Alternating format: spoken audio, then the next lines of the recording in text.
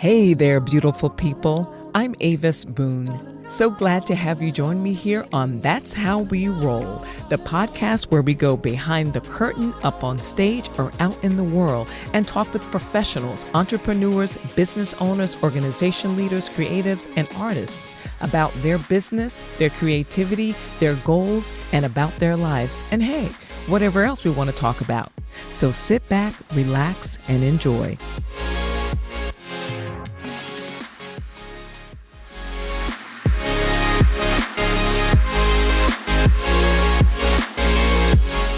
The pleasure of introducing Jessie Walker as my guest today.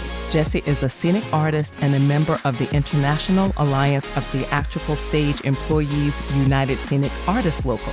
That's a mouthful. In this business we call show, and has worked on countless TV shows, including memorable shows like The Sopranos, Damages, Billions, The Following, just to name a few. Jessie is currently working on the Law & Order SVU spinoff, Law & Order Organized Crime. Along with her day job, she also has time to make some of the most delicious toffee candies, and I mean absolutely delicious, and has added Illustrator to her resume. I wonder what else she's going to reveal during our talk today. So I'd like to welcome Jessie Walker, and Jessie, thank you so much for being here. I'm so glad to have you. Avis, it's my pleasure. Thank you. So Jessie, explain to the listeners exactly what a scenic artist does. Well, what a scenic artist does is deals with all of the surfaces of what you see on a set. Basically, well, obviously the walls and, all the things that have been constructed to make some setting look like a setting. And it can involve sculpting and obviously painting, wallpapering, some things, and I'm not going to get too much in the weeds, but some things are dealt with by other unions, like the actual, what they call the set decoration, which is, the curtains and the furnishing and everything. But we do all the paint finishes, the specialty finishes. It could be marbling. It could be, we have one set that they actually made a gigantic rock wall. Oh, wow. That somebody carved. It's very cool. And so that sort of thing. Well, does it require for someone to be an actual artist or to be able, to be like a carpenter or a painter or something in order to get the right result? Well, primarily the work involves painting. Being an artist is certainly helpful. Some artists are a little disappointed to see how much is more like just house painting and plastering and getting walls all ready for, doing kind of mundane work. But sometimes we've had just spectacular murals or, specialty finishes. I mean, I come in sometimes and I'm still astounded by, the level of work that can be done, They just make incredible things. And so basically, you love what you do. Well, that I think that helps in whatever you do. It is physically demanding. So, you want not to be miserable, but we're also, especially when they're building the set and, you're part of a larger crew, it's certainly, as they say, many hands lighten the load. So, it helps to be able to work pretty well with others too, especially when you're covering acres of scenery, one way or another. Right. But I always try to find something interesting, in the doing, whether it's lots of house painting or if you do get to do some really kind of more cool things like, and attention to detail as well, correct? Well, the work that I do on set, which is different from the set crew because I'm a crew of one, I'm more like maintaining what has been created, as well as sometimes doing things specifically for what they're shooting. Let's see if I can describe it well. I like to describe my job as makeup for the set. Oh. And by that, I mean, sometimes the camera and it's all about what is the camera seeing, frankly. Because, like on stage, you have the audience sitting in one place looking at a set, and the set is just, the set is the set and so on. But on the stage, it's the camera moving around, standing in for what the audience is seeing. So whatever the camera is looking at, that's what you have to pay attention to. And it's going to vary, of course, by shot to shot and, turning around to get the other side of, the scene and, making that illusion of 3D experience that the audience Wow. is going to see on TV. And so sometimes, surprise, they forgot to paint this little corner. I mean, that's actually not a great example, but I mean, like the paint isn't doing what they want it to do, and it's too bright, or it's something's shiny. Yeah, Or like an example is if because I've been on sets with you and I've seen you work.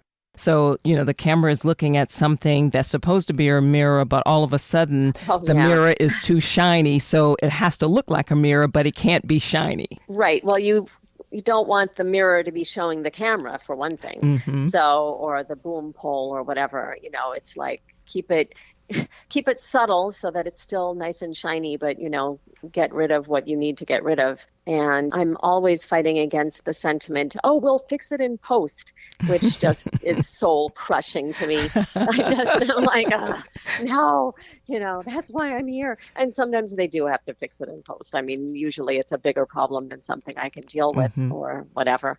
But, I try to think of ways, again, to do something as subtle as possible.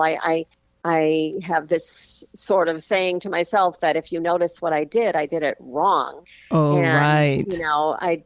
I don't, it's to keep everything about the story, and you don't want it to be, oh, look at that fabulous, that fabulous fix, or the, hastily put on. Oh, everybody's seen those terrible things where you look at something and suddenly you see this piece of black tape over something because they weren't allowed to show the Ford logo or whatever it was, or that just makes me crazy. And that's not good. Oh, it's awful. And that there's a reason that it happened, and it's that they decided it wasn't worth the time to take to make it good, and that nobody thought that they would have that end up in the final cut, and Yes. It's like and they decided not to fix it in post because it's expensive. And anyway, so I'm always looking not to let anything like that happen. And to do good work, but not to let the work show. That's the exactly. Yes.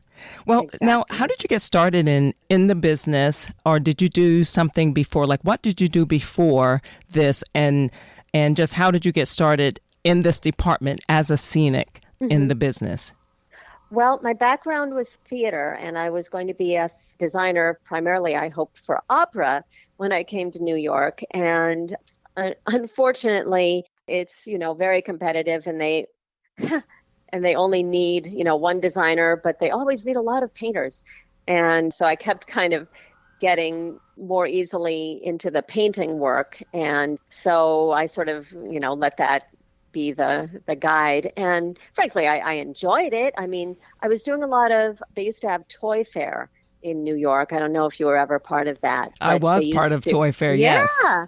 Oh, well, I worked for the company that did the Hasbro showrooms and what's now the Home Depot on 23rd Street. Yes, exactly. And, it was very elaborate. And I met a lot of the scenics who I'm still working with from time to time because it was such a big business at the time. And anyway, I kept getting more work that way. And bit by bit, what was happening, very fortunately for me, was there was a big push to get more women in the union. And the union, of course, is covering the TV and film, the major contract work that we're able to work on. And so one by one, I was having friends, my contemporaries, who were getting into the union. And I, made the jump, and I was very, very lucky to be able to do that. And it really changed my whole trajectory. And, you can actually support a family and, plan for a future. It's remarkable. And again, I've felt very, very fortunate. I was able to become part of a regular crew that later did the Sopranos and the other shows that you mentioned. And I was sort of sticking with that group for a while. And then one of the guys retired, and we had a big sort of upheaval. So I ended up with a different crew, also a wonderful crew. But I'm hired by what's called the charge scenic artist. And that's the person who puts together the crew that puts, the crew together that works for the production designer. So there's, a whole hierarchy of how it all goes with the art department and so on. And again, I've had a really lucky go, and I'm going to knock wood as I say it, Exactly. because, you know, We both are very lucky and very fortunate. I shouldn't say lucky. We are very fortunate to be part of a really strong union. And because, without unions, there would be so much more abuse, yeah, in our industry and in other industries as well. So that's a absolutely. great thing. Yeah. I know that you are, you're very encouraging and you're very helpful to people. And what would you say or any advice that you could offer to any young women that want to follow in your footsteps, that want to, work in the business, but they don't know how? What advice do you have for young women or women in general? Mm-hmm. I would say, if you can, make as many allies as possible. But a lot of times I see very young women coming on set, and they're wonderful and enthusiastic and very young. And I'm always kind of watching out for them in a way, because I know, even though, things have changed a lot, they can definitely be taken advantage of. And so I always am kind of like, I think it brings out the mom in me at this point now. So, I mean, just the young women especially, I think, just make as many allies as you can. Well, that's really good advice, too, because a lot of times I know that people go to a lot of, go into a lot of companies or businesses. Our business is not like a company, but they go into places and they're not necessarily looking for a mentor, but it's always good when they can get a helping hand, when there's someone that is concerned for their welfare and want them to succeed. That's always good. Definitely. In the particular of what I do, when I first got in the union, I didn't even know there was such a thing as a standby scenic. I didn't know what that was. And people say, "Oh, did you go to school for this?" And I did not.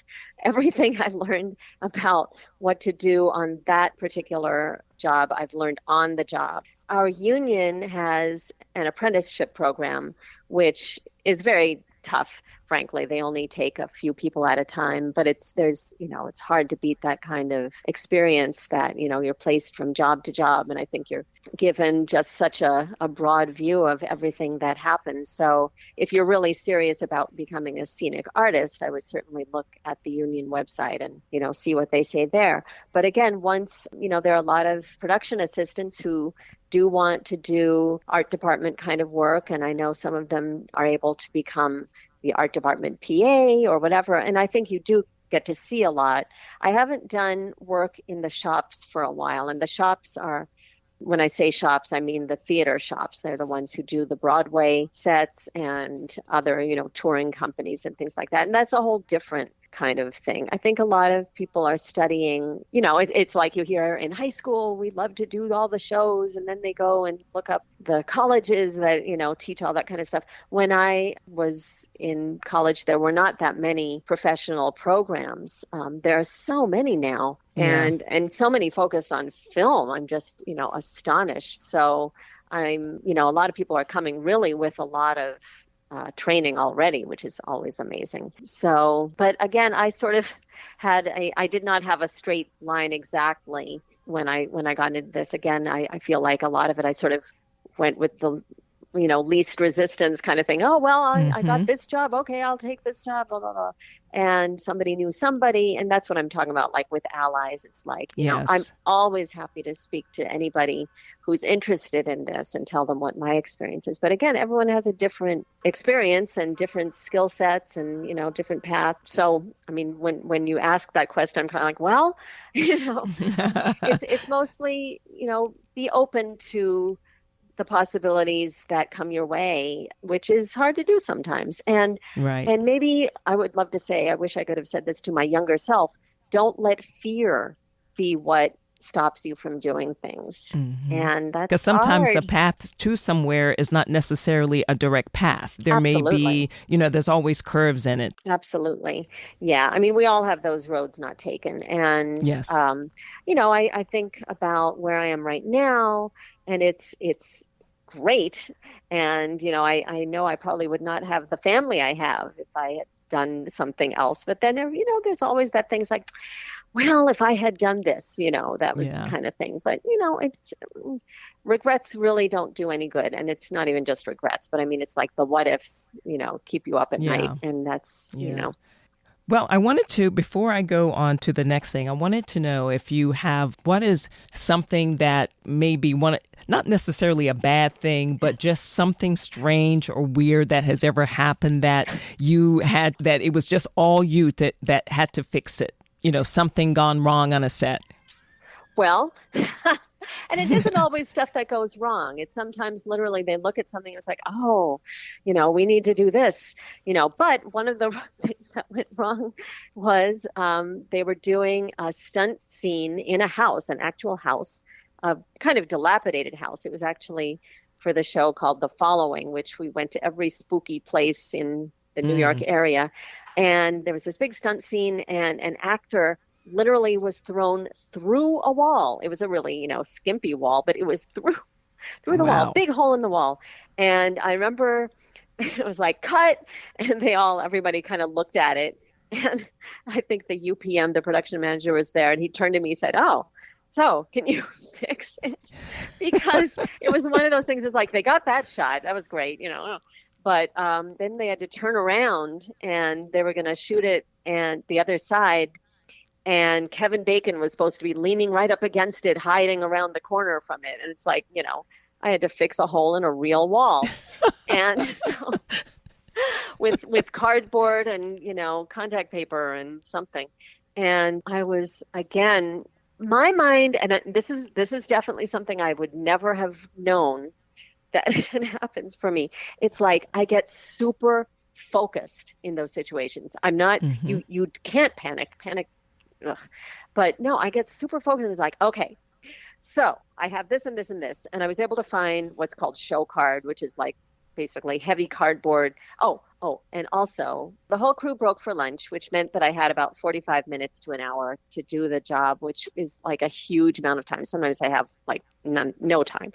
And so I was able to get a hold of the locations department person who showed me where the actual wall color was, and it was available, which again was a miracle. I always try to find that out before this happens. And I had some cardboard basically, and I was able to make like a big patch and covered over with contact paper, and then paint the contact paper over this whole big, patch with the But wall you color. did it. I did it. I totally did it. And, I came back and it was like nothing ever happened. And most of the people didn't even know it had happened, which is, Of like course. I said, you don't notice it. And even better than that, they had a picture they were able to hang over the thing again because that had got knocked off. So it was perfect. And it was low lighting, it was dark and it was great. So that was a very lucky thing. But there was another time that I was working on, in fact, it was a Woody Allen TV show, which was kind of a new thing for me. It wasn't even his regular crew, but he had just amazing people. And there was an entire back porch that was painted white. And the DP kind of looked at me and said, oh, well, can you take it all down? Meaning, make it less bright. And it was supposed to be this sort of romantic moonlight scene. And it was a lot to cover. And so I said to the AD, okay, I'm going to need like 10 minutes maybe. And it was one of those things where like everybody was waiting for me. And they got me a ladder and I had my, paint pole and I'm like spraying all this thing and just like, frantically rolling as fast as I can with the entire crew watching. And Now you're the star. Oh my God. And then when I was done, God bless the AD, this wonderful woman whose name I can't think of right now. I did it so fast. And, DP said, yep, good. And they pulled the ladder away and the AD said, how about a round of applause for our Scenic? And I mean, the whole crew, never in my life. Oh my gosh, that's fantastic. I was just like, to this day, I'm just like, it was so fabulous. And there was a guy that I'd worked with a long time who had known that, this was very unusual. And he was texting me like, remember this. So it was awesome. Exactly. Because it might not happen again for a while. Oh no, probably never. Well, let's talk candy for a moment now. So, that candy, and I'm not a big candy person, But that candy, your candy is so delicious. And Thank you. I mean, I really like it. So thanks for my little care package over during the pandemic. But with the long hours on the set, I know it can be difficult to have time during your hobbies or doing things that you really want to do. So how did you carve out time? Like, are you a baker or were you a baker? And how do you find time to make the candy? Well, I do love baking, but I am learning that the candy is something that I've done it now so many times that I kind of know how long things are going to take and what I can do. And the best thing I did discover is it freezes really well. So I can make some and then Ooh. just have it on hand. And it's So you mean to say I didn't have to eat all the candy that you sent me at one time? I could have frozen. could have. I didn't send you that much. I know. But I'm so glad you like it. And again, it's turned into something that I'm looking to see if I can make it an actual like side gig kind of thing. I'm looking, and it's, my husband had his own business, and he's kind of like, well, you have to do all this and this and this, and he's not that he's being discouraging, but he's being realistic, and it's true. And it's not that I'm going to become a full-time candy maker, because I don't want to do Right. that, but I love making it for the crew because of people like you and people. I just get this reaction that I don't get from, fixing the wall or making the blood or Yes, whatever exactly. it is. It's just You get I get applause this. for the candy because I'm giving you a round of applause for Aw, the candy. thank you. Well, it's been useful too. Sometimes it's like, the Teamsters like it. That's always useful. And Yes, and yes. I feel like I had one showrunner who, was trying to fire everybody on something, and he loved the candy. So I feel like that maybe kept me on there. That might have been your saving grace there. Well, during the pandemic, did you find yourself, because you had more time then because hmm everything was shut down? hmm Did you find that you had more time to bake and that that you made the candy? I'm sorry, not bake, but you made more candy during that time. I did make some more, and again, it's one of those things you're just sort of tweaking things to see what is working. And I actually just came up with some more recipes, and right now I'm trying to think of a good name, and I'll tell you later what I think Okay. I'm thinking of. But Well, I'm ready for my taste test. So, well, that's the thing. You guys have all been my beta tests all these years, so oh. it's awesome, and it's been very, very Well, it's helpful. time to bring it out of beta. I can just say that. Thank you. Well, now let's talk about this book. So you recently illustrated a book. Can you tell Goodness. me how that came about? Well, that's I feel like it's been my life's work unintentionally. We had a dear family friend who sadly has since passed. He was 90 when he did, but he was a wonderful friend who is an author, and he basically just gave me this beautiful little sort of poem story and said, do whatever you want with it and take all the time you want with it. And then, oh my gosh, that was the mistake, because you have to have deadlines, have to. So it just took forever because I wanted it to be perfect, of course. Right. And it's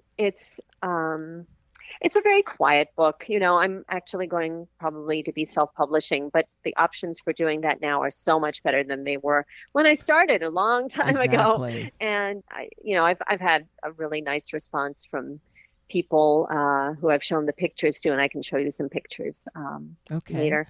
But I say it's a walk through time of day and time of year, because it's a sort of it's for small children, I think, and it's asking the question, where do the stars go when they're not making pinpoints in the night? And they go out, fading out into daybreak, out of sight. It's that kind of thing, like things that little kids would look at and maybe ask a question. And so, But yeah. that's a big deal. I mean, I think because I have no drawing abilities at all. So for you to be an illustrator, I think that anybody that can do that, that's a big deal. And you are very patient. I mean, I've known you for a long time, and the jobs that you have had, the type of work that you do requires patience and concentration, and I believe that that's why things have come to you this way, because of the type of person that you are and what you put out. Well, So thank you. yeah, so I'm looking forward to the book. Thank You you. just have to make sure that I have the details so people can get the book. Absolutely. Yeah, well, I'm hoping to get it out. Well, certainly sooner than not now. It is completed, but I'm working with a friend of mine who happens to be in Finland, and she has a small child, so we're trying to get, and she has another job as well, of course. So we're trying to get it put Well, that together. is, Yeah. that is the thing, especially when you have a career, because Yes. you do have a career, and everybody has like a little side hustle, and yours isn't really a hustle because you don't have to do those things, but you like to be able to be creative and to be able to do the things that you love. Even though you love your work, you still like to have outside. You like to have an outlet. So that's really good. Oh, I mean, sure. I'm looking forward to it. Well, thank you. Well, yeah, I'm thinking about you and your dance and your and this this is fabulous. So, you do what you can do. And yeah, I mean, I'll say this whole pandemic, ugh, boy, does it make you realize what you don't have. And I missed just the interaction with people. Right now it's difficult. It's just all the things that are hard about the job are harder, and we're all going around. I mean, frankly, that we are working at all is a miracle. I will say Right, that. exactly. But the just hanging out and eating lunch together and all that kind of stuff, you can't do it. And Hmm.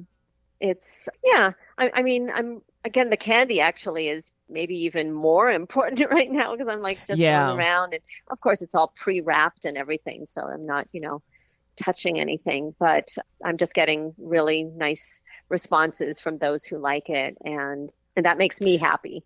So Right. yeah. And you said that the pandemic showed you things that you don't have, but by the same token, there's a lot of things, it showed us a lot of things that we don't need. Oh And yes. and I feel fortunate with that because people have used this time to like throw away things, to Yeah. move things, or to even move themselves, to take themselves out of a situation or out of a place where they lived for a long time because they realize, there are more important things because Yes. it actually slowed you down. The pandemic slowed us down so that we could actually see, because we had all this time that we never took to do anything or we kept putting off. And now we had this time. That's so So, true. yeah. Yeah. Well, the book for me, that was, I said to myself after a point when it was looking like for sure we were not going to be going back anytime soon. It's like, if I don't finish this now, I'm never going to. So that was actually a gift of that time. And, I'm hoping it will honor my friend. And there are a lot of paintings of my cat who just, I had to Hmm. put my See, cat down. So my cat's in there. even in the middle of chaos, Yeah. there are blossoms. There is Yes. something always trying to grow, and I feel that should be our focus. That's what we have to focus on Yes. because as we go forward and continue to thrive. Yes. Absolutely. Well, Jessie, thank you so much for being my guest today, and I really enjoyed our conversation, and I can't wait to be on a set with you soon. I mean, I miss seeing you around. I miss you too. And it's so wonderful to hear your voice. And Thank you. stay well and stay safe. And I hope to see you soon. Thank you so much for taking the time to listen, checking out the podcast. Thank you for inviting me into your space. And until next time, I hope you will continue to thrive, grow, and be kind to yourselves and be kind to others.